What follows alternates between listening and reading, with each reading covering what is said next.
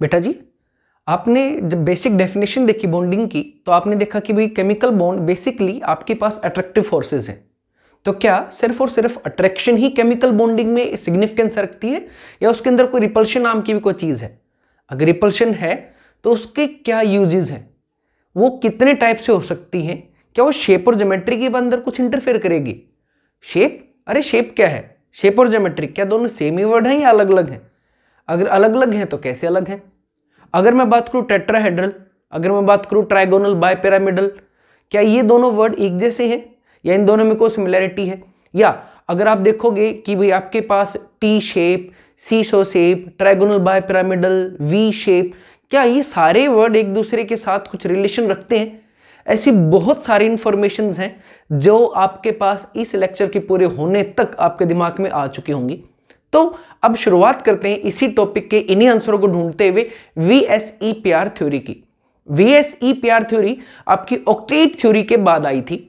दो ऑक्टेट के अंदर बहुत सारी कमियां थी जिनके बारे में हमने लास्ट वीडियो में चेक कर ही लिया था। अब बात करते हैं VSEPR थी क्या।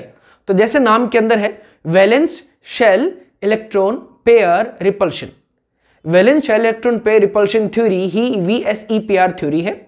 VSEPR थ्योरी के अंदर आपके नाम के अंदर ही इसका सेंट्रल आइडिया निहित है। भाई क्या है इसके नाम? वैलेंस शेल के जो इलेक्ट्रॉन है वो एक दूसरे को ऑब्वियस सी बात है क्या कर रहे होंगे, रिपेल कर रहे होंगे।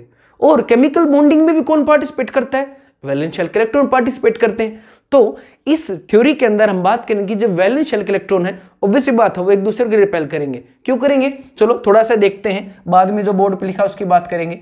ये आपके पास न्यूक्लियस नंबर 1 और बेटा जी ये आपके पास न्यूक्लियस नंबर 2, ये आपके पास शेल नंबर 1, सॉरी थोड़ा सा पास बनाता हूं, और ये इसकी शेल है बेटा।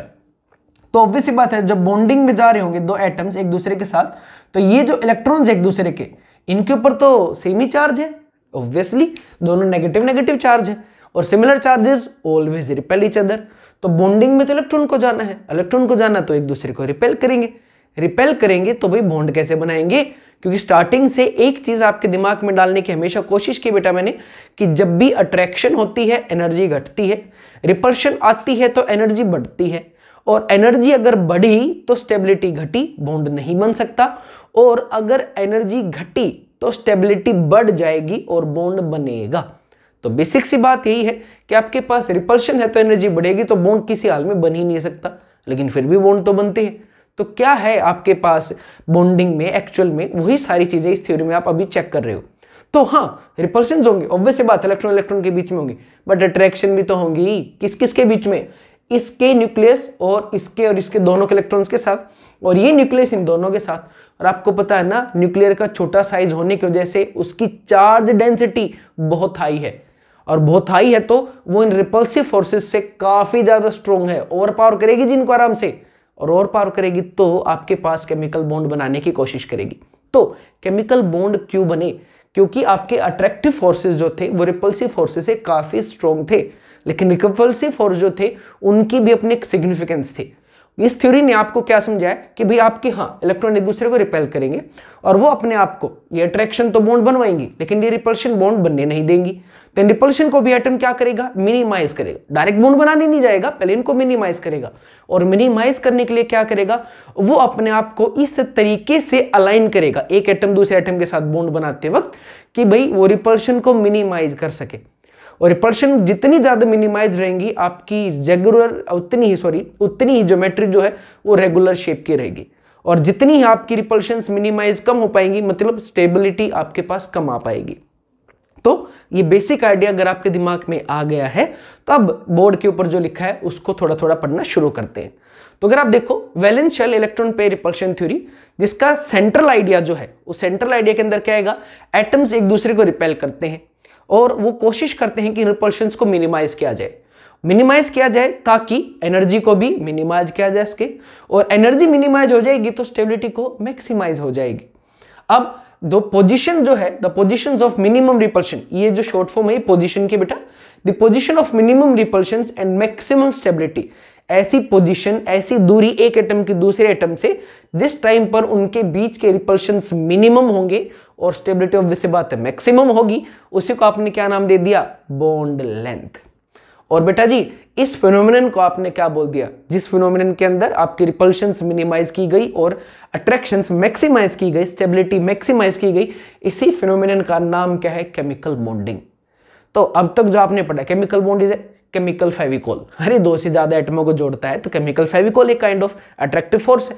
लेकिन अब आपने कहा नहीं, आपके पास एक ऐसा फिनोमिनन जिसमें मैक्सिमम स्टेबिलिटी, एटम एक दूसरे के साथ जुड़ के अटेन करते हैं, is known as the chemical bonding. अब बॉन्डिंग में वैलेंस शेल के इलेक्ट्रॉन जा रहे हैं और वैलेंस शेल के इलेक्ट्रॉन दो टाइप के होंगे, एक लोन पेयर ऑफ इलेक्ट्रॉन जो वैलेंस शेल के तो हैं लेकिन बॉन्ड नहीं बना पा रहे थे, और दूसरा बॉन्डिंग इलेक्ट्रॉन जो वैलेंस शेल के अंदर हैं और बॉन्ड बना रहे हैं। तो बेसिकली आपके पास जो रिपल्शंस हैं उन रिपल्शंस का एक बहुत इंपॉर्टेंस है, क्योंकि आपने देखा ना अभी सुना है, सेंट्रल आइडिया के अंदर ही सुना है रिपल्शन मिनिमाइज करनी है। तो रिपल्शन मिनिमाइज करते वक्त देखा गया कि पहले पता तो चले कौन सी रिपल्शन हमें घटानी ज्यादा है, जो हमें सबसे ज्यादा एनर्जी को इंक्रीज कराएगी। तो यहां पर आपके पास एक मॉडिफिकेशन आई कि पता चला नहीं भाई जो लोन पे रिपल्शन है ना ये सबसे स्ट्रॉन्ग है। ऐसा नहीं कि सारी रिपल्शन एक जैसी है, ना, लोन पे जो भी आउटर मोस्ट के वो इलेक्ट्रॉन जो बॉन्डिंग में नहीं गए हैं, जो लास्ट लेक्चर में आपको सिखाए हैं कैसे निकालते हैं, किसमें कितने होते हैं, वो लोन पेयर के रिपल्शंस मैक्सिमम होते हैं। लोन पेयर और बॉन्ड बनने वाले जो हैं वो जिनके साथ बॉन्ड नहीं बने उनके रिपल्शंस थोड़े से कम, और बॉन्ड पेयर जो बॉन्डेड इलेक्ट्रॉन्स के इलेक्ट्रॉन है, भाई जो बॉन्ड बन जाएगा उनके में तो इलेक्ट्रॉन है एक बॉन्ड, यानी कि आपके पास दो इलेक्ट्रॉन, तो जो बॉन्डेड इलेक्ट्रॉन है वो रिपल्शन एक दूसरे के साथ मिनिमाइज करेंगे। और यहां पर एक चीज भी ध्यान रखिए कि आपकी जो रिपल्शंस हैं चाहे लोन पेयर के हो, चाहे लोन पेयर के बॉन्ड पेयर के साथ हो, चाहे बॉन्ड पेयर के बॉन्ड पेयर के साथ हो, ये सिर्फ और सिर्फ तभी इफेक्टिव है जब आपके पास बॉन्ड एंगल 90 डिग्री या उससे कम होगा। 90 डिग्री से अगर ज्यादा हो जाता है 100, 105, 120, तो रिपल्शंस आपके पास इफेक्टिव नहीं होंगे, उनको आप काउंट नहीं करेंगे स्ट्रक्चर्स के अंदर। तो ये पॉइंट बोर्ड पे नहीं है, please note it down. The repulsions of bond angles greater than 90 degree are ineffective and shouldn't be counted। इस चीज को जरूर अपने नोट्स के अंदर लिख लीजिए। और अब सेंट्रल आइडिया जब आपका हो ही गया कि भाई रिपल्शन मिनिमाइज करो, स्टेबिलिटी मैक्सिमाइज करो, आपके एटम्स को अलाइन करके, यही सेंट्रल आइडिया था। इसी के बेसिस पे VSEPR थ्योरी के कुछ मेन छोटे छोटे से पोस्टुलेट्स हैं जो आपको पता होने चाहिए। तो पहला पोस्टुलेट तो यही, यहां से पहले, इससे भी पहले आप यही लिखो कि भाई आपके पास bond angles to have effective repulsions should be higher than 90 degree. पहला पॉइंट तो ये लिखना है आपको, स्लो करके लिख लीजिएगा please. Second, diatomic molecules are always linear. भाई जब भी दो एटम बॉन्ड बनाएंगे तो वो अपने आप को लीनियर तरीके से ही अलाइन करेंगे, बस खत्म। लेकिन जब तीन या उससे ज्यादा एटम्स बनाएंगे तो कहा गया कि भाई एक सेंट्रल एटम रहेगा पक्का, 101% एक एटम उसके अंदर क्या रहेगा, सेंट्रल एटम, जिसके साथ टू विच, ये विच का शॉर्ट सिंबल है बेटा, to which all other atoms are linked.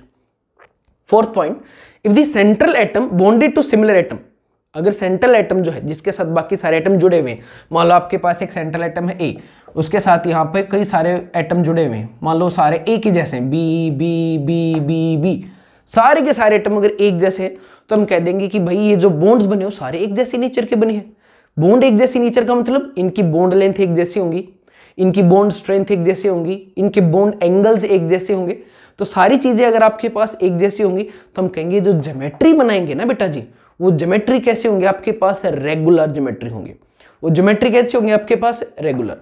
For example कौन कौन से होती है, जैसे trigonal planar, TD, tetrahedral, OH, octahedral etcetera. लेकिन अगर आपका सेंट्रल एटम अलग टाइप के एटम से, मान लो एक आपके पास यहां पर बी ना होके मान लो डी एटम है, अलग ही एटम है, और या फिर मान लिया आपके पास एक लोन पेयर हो, तो उस दौरान आपके जो रिपल्शन है वो एक जैसे नहीं रहेंगे, क्योंकि सारे इन्वायरमेंट जो है ए एटम का, दो तो एक जैसे हैं लेकिन बाकी दो इन्वायरमेंट क्या हो गए, अलग हो गई है। हो सकता है एक लोन पेयर आ जाए बाकी तीन एक जैसे हो, या बाकी सारे एक जैसे हो, या हो सकता है एक अलग एटम आ जाए बाकी सारे एक जैसे हो। लेकिन इन्वायरमेंट जो था सेंट्रल एटम का, अब की बार वो क्या कर गया, वेरी कर गया, सारे के सारे एक जैसी सिमेट्रिक स्ट्रक्चर तो नहीं है। और जब एक जैसे सिमेट्रिक स्ट्रक्चर नहीं होंगे तो वैसी बात है रिपल्शन भी एक जैसे नहीं होंगे, और रिपल्शन एक जैसे नहीं होंगे तो आपके पास इरेगुलर ज्योमेट्रीज आएंगे।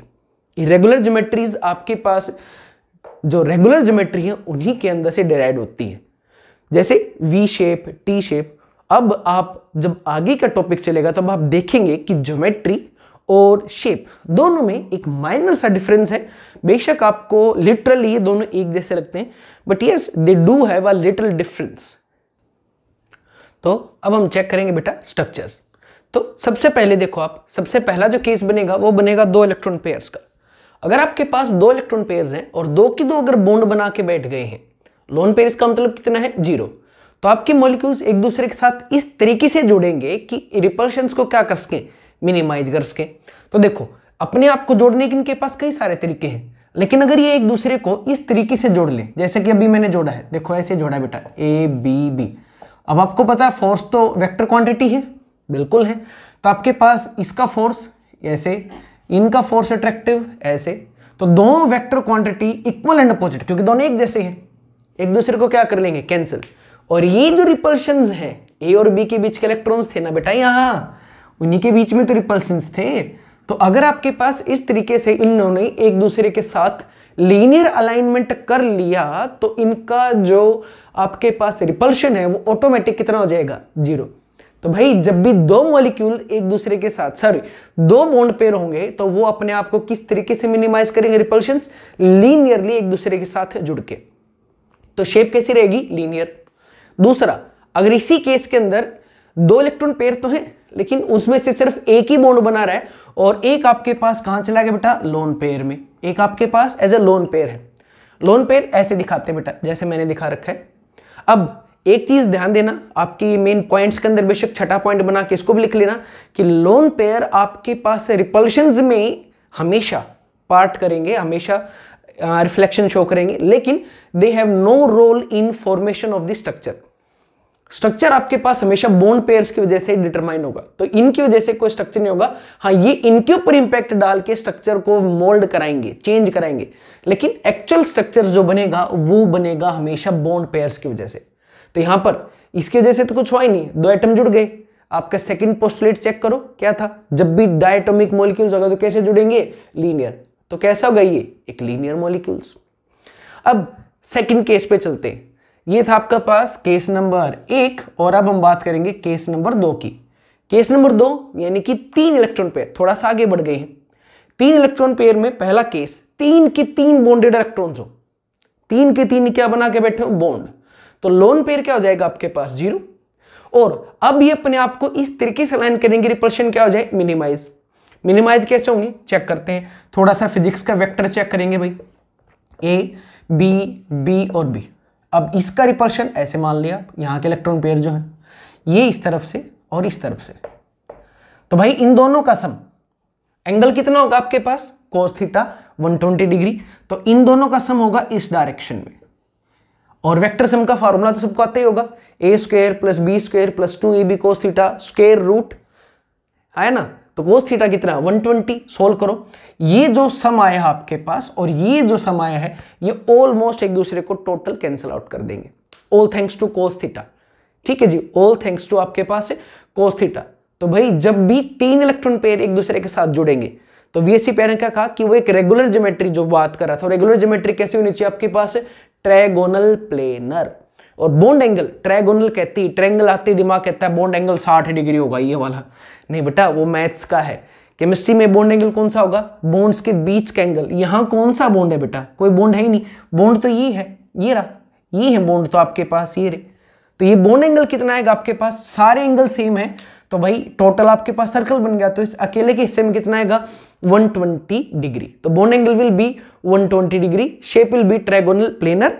प्लेनर मतलब ये एक ही प्लेन में, जैसे बोर्ड के पास है, जैसे आपके पास में कोई इस टाइप से है, ये एक प्लेन ही है आपके पास, ए बी बी और बी।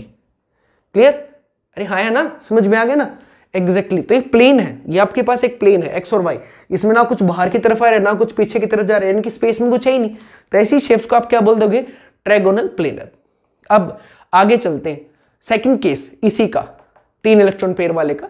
अब की बार 2 तो इलेक्ट्रॉन बॉन्डिंग में चले गए, लेकिन एक इलेक्ट्रॉन आपके पास 3 में से बॉन्डिंग में नहीं गया, and that becomes a lone pair.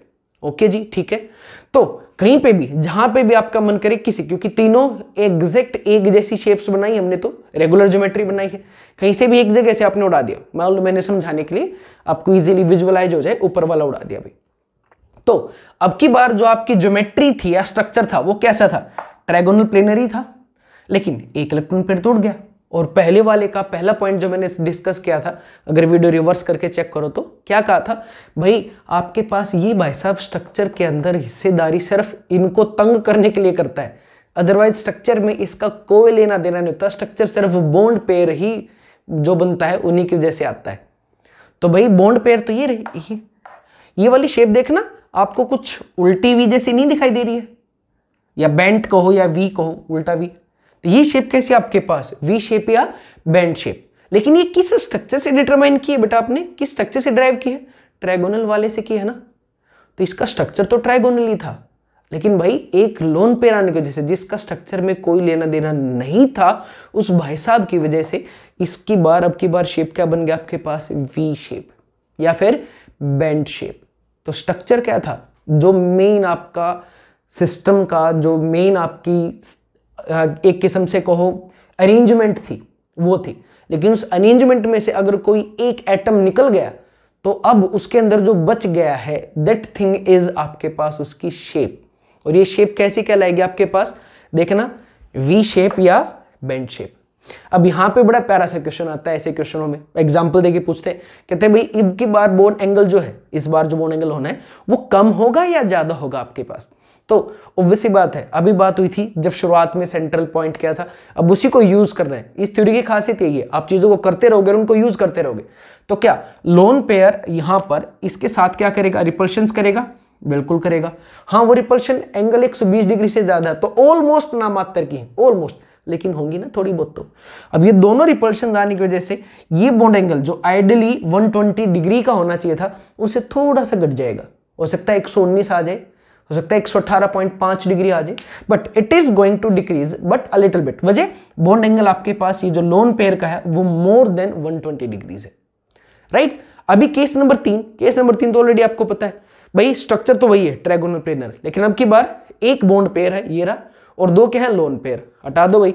और जब भी डायटोमिक मॉलिक्यूल होता है तो चीजें कैसे जुड़ती हैं, एग्जैक्टली आपको पता है, लीनियरली। तो ये थे आपके पास दो केस। अब अगले केस की तरफ चलते हैं बेटा जी। अब आपके सामने है बेटा बोर्ड पे केस नंबर 3, 4 इलेक्ट्रॉन पेयर में। इसमें फर्दर आपके पास 3 केसेस बन जाएंगे। जैसे 4 के 4 इलेक्ट्रॉन पेयर जो है वो बॉन्डिंग में चले जाए, तो आपके पास जो शेप बन के आएगी वो एग्जैक्ट आपके एक ज्योमेट्री की जो होगी या शेप जो होगी वो रेगुलर शेप होगी। क्यों, क्योंकि इसमें सारे के सारे बॉन्ड एंगल, सारे बॉन्ड लेंथ, सब कुछ बराबर होगा। और इस शेप का नाम कैसा आपके पास है, टेट्राहेड्रल। सारे बॉन्ड एंगल कितने होंगे, 109 डिग्री 28 मिनट, या 28 मिनट जो है वो ऑलमोस्ट आपके पास हाफ डिग्री के आसपास होती है, क्योंकि 1 डिग्री आपके पास 60 मिनट्स के बराबर होती है। तो आपके पास 28 मिनट ऑलमोस्ट 30 मिनट के बराबर हो गई है, तो आपके पास आधी डिग्री भी लिख सकते हो। तो 109 डिग्री पॉइंट 5, 109.5 डिग्री बोल सकते हो आप इसको। सेकंड केस, आपके पास 3 जो इलेक्ट्रॉन पेयर हैं वो बॉन्डेड फॉर्म में हो और एक आपके पास क्या लोन पेयर में।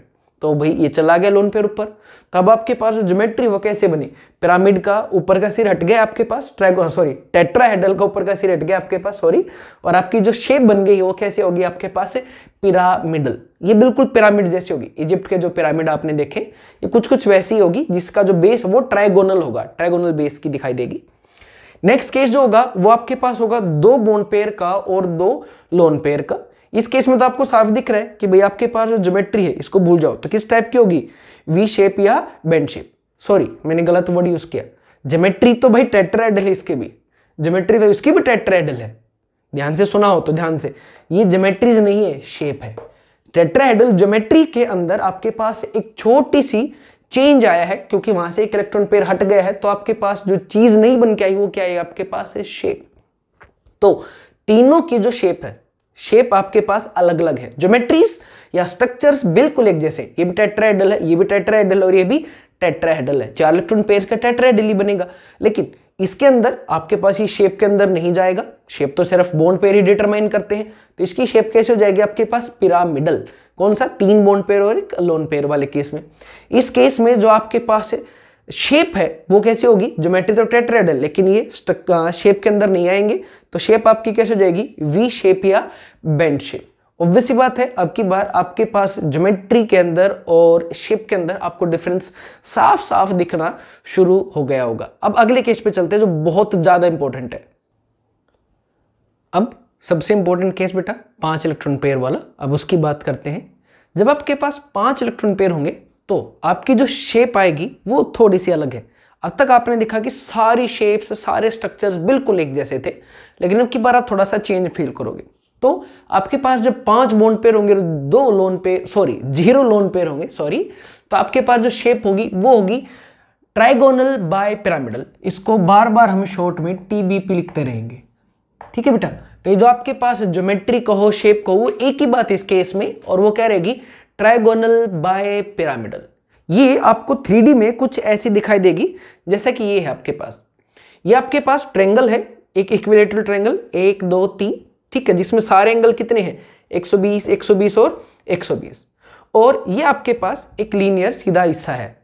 इसमें आपके पास जो एंगल्स हैं वो कितने होंगे 180 डिग्री, क्लियर। और इसके बीच का एंगल कितना है, देखो कैसा है, आपको दिखाई दे रहा होगा, ये प्लेन है, प्लेन के अंदर से जा रहा है तो कैसा है 90 डिग्री।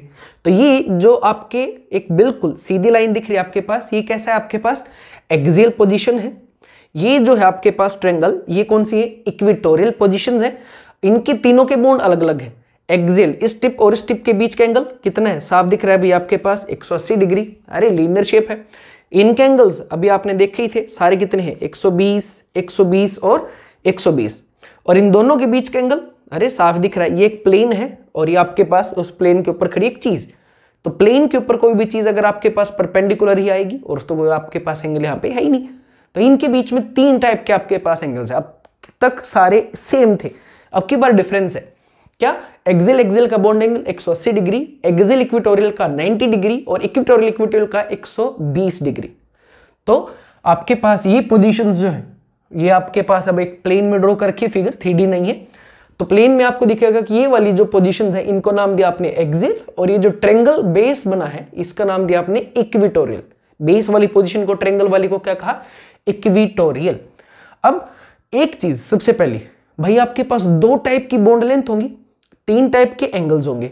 एंगल्स तो बात होगी, बॉन्ड लेंथ 2 टाइप की कौन सी होंगी, एक इक्वेटोरियल बॉन्ड लेंथ और एक एक्सियल बॉन्ड लेंथ।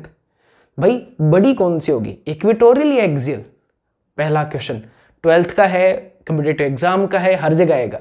तो आपके पास out of axial equatorial which one is larger या which has higher bond length and explain.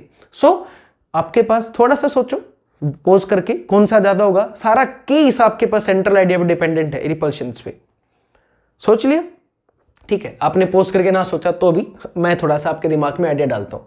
भाई इस वाले में आपने अभी भी देखा कौन से रिपल्शंस आपके काम के हैं, कौन से रिपल्शंस काम के, थोड़ा ध्यान देना। ये वाला रिपल्शन काम का नहीं है, क्यों, क्योंकि रिपल्शन सिर्फ वही काम के हैं जहां पर बॉन्ड एंगल 90 डिग्री या उससे कम होगा, उससे ज्यादा वाले अपने काम का नहीं है। तो 180 है, 0 काम का ही नहीं है। इक्वेटोरियल काम का नहीं है भाई, 120 डिग्री है, it is also accountable, not accountable sorry, and this one is 90 degree, ये हमारे लिए अकाउंटेबल है, दिस इज इफेक्टिव, ये हमारे काम आएगा।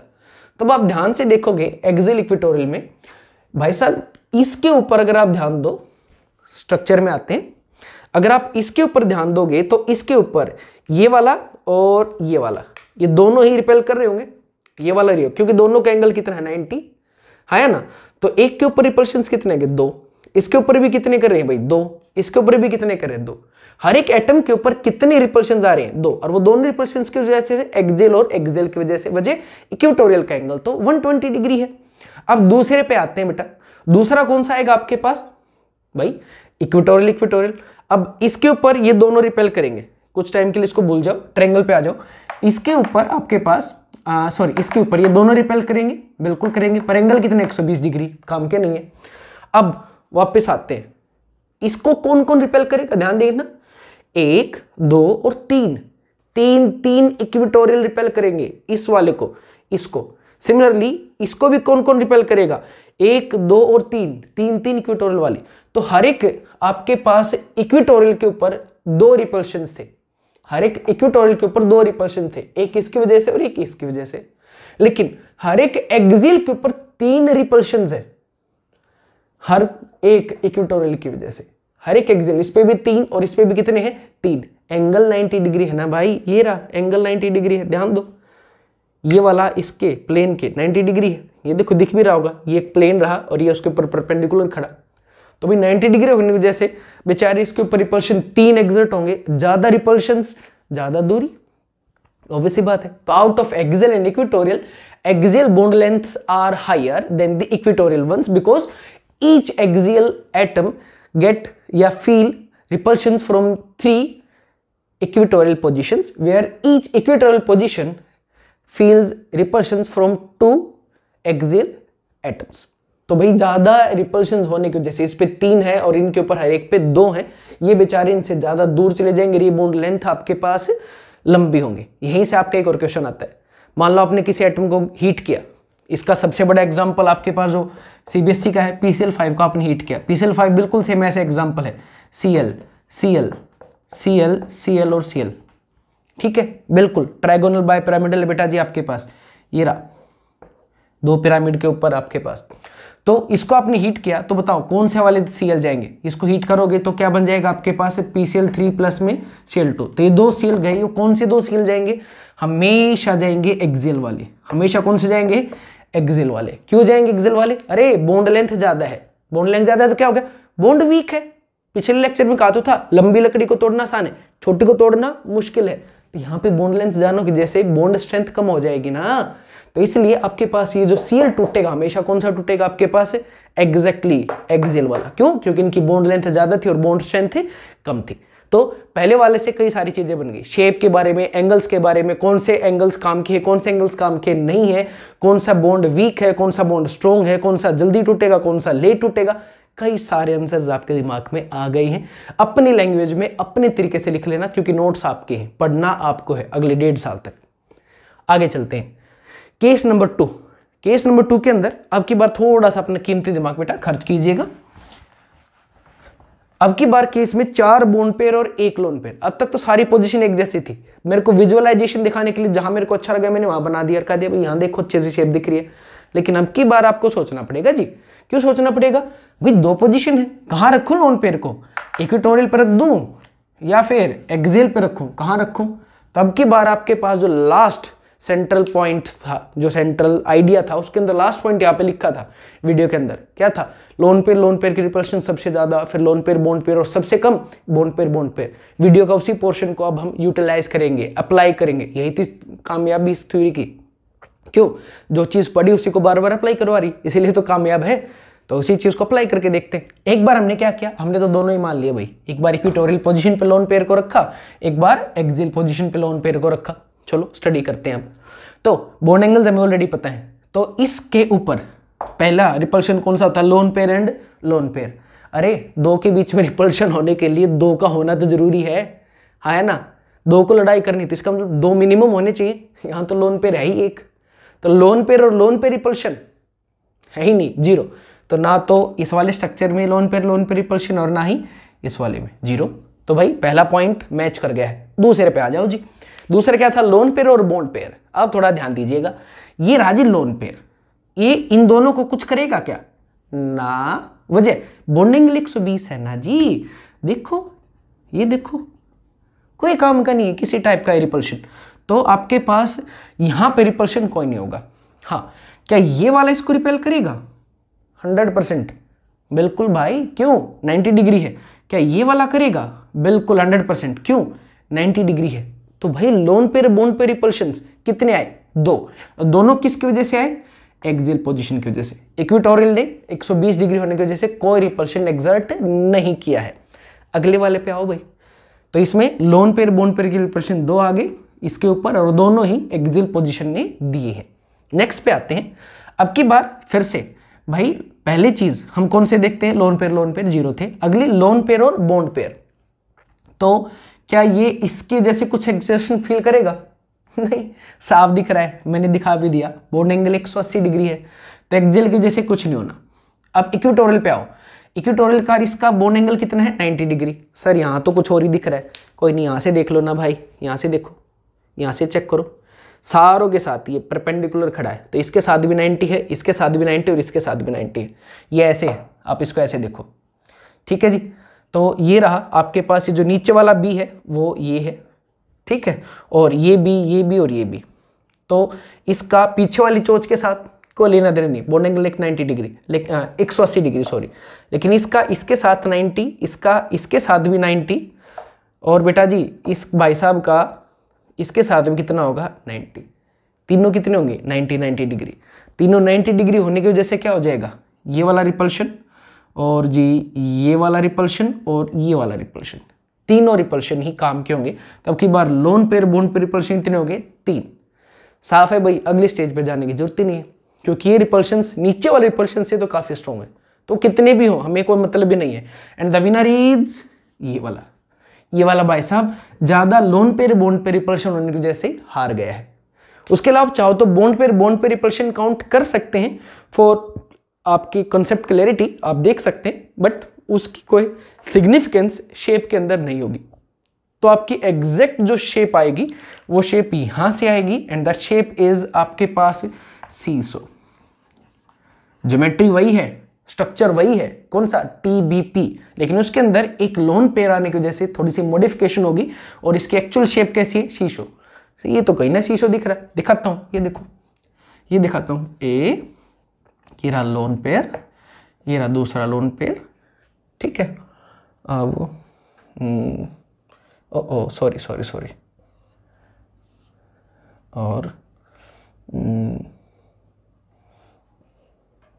ये इसी शेप को आपने थोड़ा सा ऐसे टर्न कर दिया भाई, ऐसे, ठीक है। किस तरफ टर्न कर दिया, लेफ्ट की तरफ। तो इसको ऐसे करके ऐसे लिटा दिया, तो इक्वेटोरियल वाला जो है वो आपने धरती में गाड़ दिया है, और ये जो दोनों पोजीशंस है एक्सियल वाली, ये रही आपकी एक्सियल वाली पोजीशन, और ये रही आपकी इक्वेटोरियल वाली। देखना, ये वो रही शीशों पे बैठने की जगह, ये वो डंडा पकड़ने वाला, ये बैठने वाली जगह, ये पकड़ने वाला डंडा, और ये धरती में आपका गड़ गया है, और अब झूलते रहो। और ये झूला जो है, ये झूला कौन सा केस हो गया, 4 बॉन्ड पेयर और 1 लोन पेयर का केस। और अब इसके सेकंड केस पे चलते हैं, वो भी काफी ज्यादा इंपॉर्टेंट है आपके लिए। अगला केस चेक करते हैं बेटा। अगला केस आपके पास 3 बॉन्ड पेयर और 2 लोन पेयर। अब की बार आपके पास 3 केस बनेंगे। क्या भाई, दोनों के दोनों जो बॉन्ड पेयर है उनको आपने कहां पे पुट कर दिया, एक्सियल पे। भाई दोनों के दोनों को आपने कहां पुट कर दिया, इक्वेटोरियल पे। एक लोन पेयर को आपने एक्सियल पे पुट किया, और अब की बार एक को किया आपने कौन सी पोजीशन पे, इक्वेटोरियल पे। तो अब चेक करेंगे कि भाई कौन सा वाला स्ट्रक्चर आपके लिए सूटेबल होना चाहिए। तो भाई बॉन्ड एंगल का ख्याल रखना। तो इनके बीच में बॉन्ड एंगल कितना है, एक्सियल में 180। तो लोन पेयर है, लेकिन इनके बीच का एंगल काम का नहीं है, 0। इन दोनों के बीच में एंगल कितना है, 120 डिग्री। लोन पेयर रिपल्शन काम की नहीं है, क्योंकि एंगल आपके पास कितना है 120 डिग्री। तो यहां पे भी कितनी, 0। इसके और इसके बीच में एक्सियल और इक्वेटोरियल के बीच का बॉन्ड एंगल कितना है, 90 डिग्री। अब की बार काम की है भाई, तब की बार रिपल्शन 1 आ गया। लोन पेयर रिपल्शन बहुत स्ट्रॉन्ग होते हैं, तो भाई रिपल्शन ज्यादा एनर्जी कम। तो भाई साहब इसको काटा मारो, अगले वाले पे चलते हैं। तो ये भाई साहब कंपटीशन से बाहर हो चुका है, अब अगले 2 में चलते हैं। Loan pair bond pair repulsions, चलो चेक करते हैं। इसका इन तीनों के साथ एंगल कितना है, 90 डिग्री। ये एक्सियल है और ये तीनों इक्वेटोरियल है। सिमिलरली ये एक्सियल, ये तीनों इक्वेटोरियल। तो ये भाई साहब 1 2 3 तीनों को रिपेल करेगा, बिल्कुल करेगा। सिमिलरली ये भाई साहब भी 1 2 3 तीनों को रिपेल करेगा। 3 × 3 6। Loan pair bond pair repulsion इसमें हो गई 6, काफी ज्यादा है भाई। अगले वाले में चेक करते हैं। भाई साहब ये वाला जो है, ये इसको रिपेल ना, इसको रिपेल ना, इक्वेटोरियल है ना, 120 डिग्री एंगल है, काम का नहीं है। ये वाला इसको रिपेल करेगा, बिल्कुल, और ये वाला इसको भी रिपेल करेगा 100%। क्या है दोनों, इक्वेटोरियल एक्सियल। इसके साथ भी एंगल 90 और इसके साथ भी एंगल 90। तो अब की बार एंगल इसके साथ 1 और 1 2 रिपल्शंस, ऐसे इसके साथ भी 1 और 1 2 रिपल्शंस। टोटल रिपल्शंस कितनी हो गई, 4। ओके, इस वाले में वैसे तो कंपटीशन से बाहर है, अपने नॉलेज के लिए आप चेक कर सकते हो।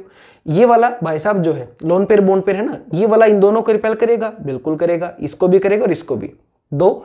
और ये वाला भाई साहब सिर्फ इसके साथ रिपल्शन करेगा 3। तो टोटल कितने हो गए, 3। वैसे बाहर था कंपटीशन से, इसकी बात करना बेवकूफी है।